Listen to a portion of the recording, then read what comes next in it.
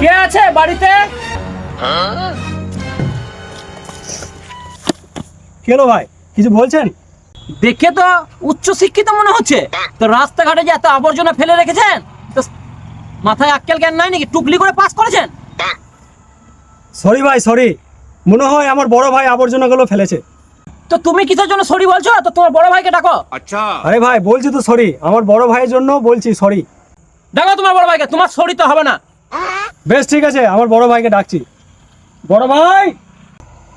আপনাদের আক্কেল জ্ঞান কোনো কিছু নাই? সমাজে কিভাবে চলতে হয় জানেন না? হ্যাঁ কি হলো কি রে?